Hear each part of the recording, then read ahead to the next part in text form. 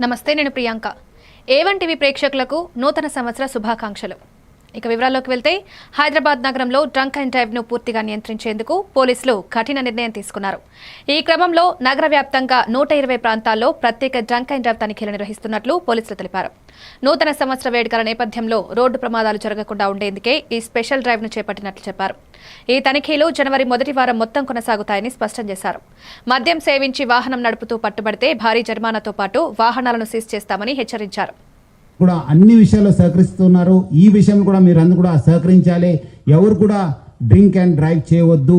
మీరందరూ కూడా తాగి బండి నడిపితే చాలా అంటే చాలా స్ట్రింజెంట్ యాక్షన్ తీసుకోవడం జరుగుతుంది. సంవత్సరాన్ని మీ యొక్క ఫ్యామిలీస్ ఫ్రెండ్స్ మధ్యలో మీరు చేసుకోవాలి, కానీ 4 గోడల మధ్యలో చేసుకోవద్దని చెప్పి మరి కోరుతున్నాను.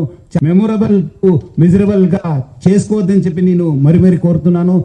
అట్లానే ఈ యొక్క డేంజరస్ డ్రైవింగ్ పైన కూడా హైదరాబాద్ సిటీ ట్రాఫిక్ పోలీస్ చాలా గట్టిగా మనము ఎఫర్ట్స్ పెట్టడం జరుగుతుంది. ముఖ్యంగా హెల్మెట్ లెస్ డ్రైవింగ్ కావచ్చు, మైనర్ డ్రైవింగ్ కావచ్చు, రాంగ్ డ్రైవింగ్ కావచ్చు, దానిపైన కూడా చాలా అంటే చాలా ఫోకస్గా మనం పనిచేయడం జరుగుతుంది.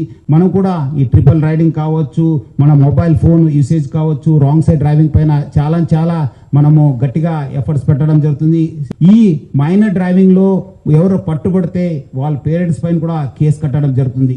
మీరేదో వాళ్ళు అడుగుతున్నారు, మాకు ఇబ్బంది పెడుతున్నారంటే వాళ్ళకి ఏదో జాయ్ఫుల్ రైడ్ కోసం మీరు కీ ఇస్తే మీరు కూడా లోపల వెళ్లాల్సి వస్తుంది, మీ పైన కూడా కేసు వస్తుంది. సో ఎవరు కూడా పేరెంట్స్ ముఖ్యంగా పిల్లలకి చేతికి కీ ఇవ్వద్దు. డ్రైవింగ్ లైసెన్స్ వచ్చిన తర్వాతనే మీరు వెహికల్ ఇవ్వాలని చెప్పి కోరుతున్నాను. హైదరాబాద్ సిటీ పోలీసు ఈ డ్రంక్ అండ్